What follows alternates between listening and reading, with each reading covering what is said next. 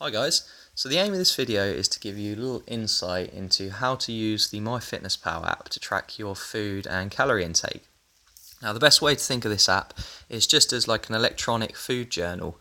It makes things much quicker, much simpler, and it's really pretty simple to use. So yeah, I'm just going to go through in this video a quick way to use it.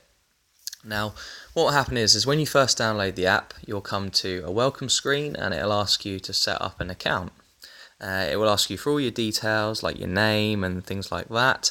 It will ask you for probably your age, activity level, current weight, and then based on all the information that you give it, it will try and calculate an amount of calories you should aim for to hit your goals. Now this can be pretty inaccurate, so what tomorrow's video is actually going to be about is it's going to give you sort of some information about how to actually work those figures out for yourself in terms of how many calories you need.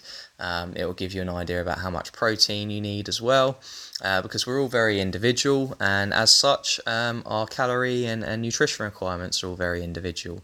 So today's video though is just to give you a quick run through on how to track your food through this, and just sort of also how to set up your calorie goals once you do know them.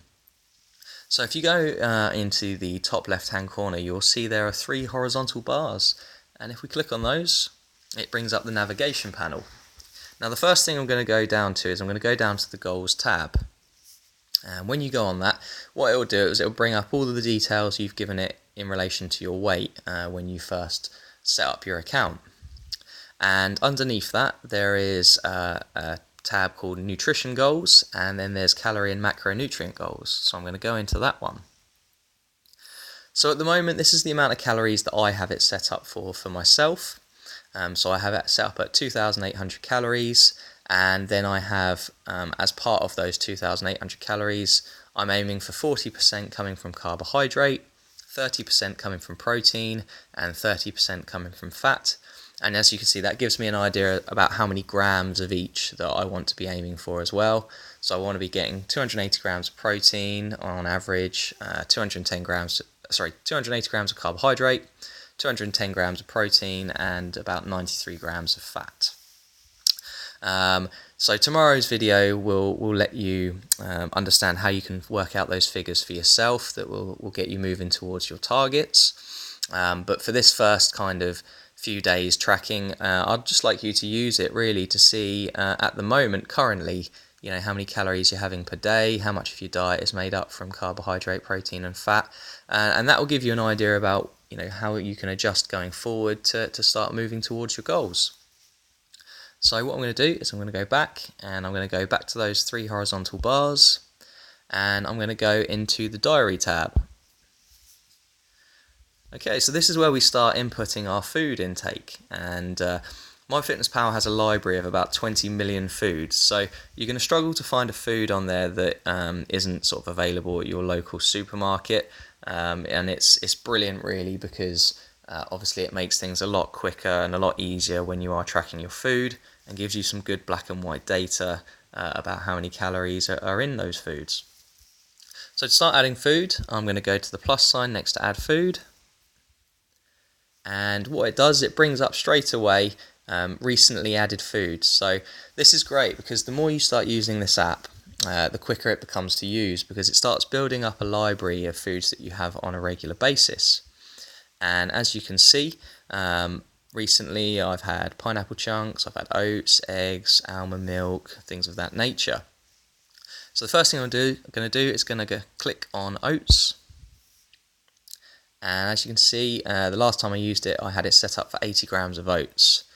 Now, of those 80 grams, it gives me the nutrition facts. So 53 grams were carbohydrate, 5.5 grams were fat, and 13.5 grams were protein. And the total amount of calories for 80 grams of dry uncooked oats is 311 calories. These nutrition facts can be a little bit inaccurate, and the main reason for this is just due to the sort of user error when people have put them into it. So the thing I always tend to look out for is the green tick alongside of it, and that means the food's been verified and it's going to be pretty much accurate. Okay, and if I wanted to change the serving size, So let's say I used ounces instead of grams. What I do is I click on serving size, and then I go down to the drop screen, and I can use different things. So I could use cups, I can use ounces, teaspoons, milliliters. So whatever way you do decide to weigh your food and what measurement you use, there should be something to cover it really for all.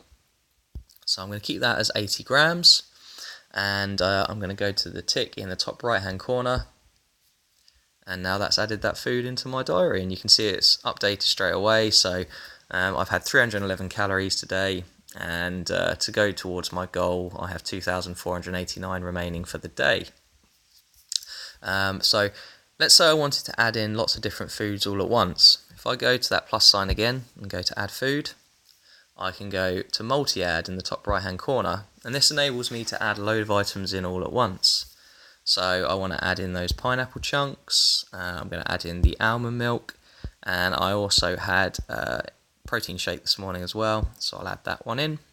So now those three have been selected, I'll go into that tick in the top right hand corner, and as you can see, breakfast was 578 calories. Now what I'd like to stress to everyone is that when you're weighing your food and inputting it, you should always be using the dry uncooked weight. Now what happens is as soon as you start cooking food, it does alter the weight of it, and dependent upon how much water evaporates from things like meat, what kind of cooking method you've used. So always use the dry uncooked weight, and I can't stress that enough. That'll make sure you're getting nice accurate figures. Okay, now I know how many calories I've had. Let's say I wanted to find out how much protein and carbohydrate and fat that breakfast had. Well, the way I do this is I go back up to those three horizontal bars, bring up the navigation panel, and now I go down to nutrition. Okay, so the first page it's come up on is come on the macros. Now this gives me the percentage of each that breakfast was, and so I had 50% of my breakfast was carbohydrate, 25% was fat, and 25% was protein. And as you can see next to that, it has the goals that I've laid out for myself as well. So it wasn't too far away from those goals. And now if I go to the left of where it says macros, I can go to nutrients, and that gives me the amount in grams that I've had for that breakfast.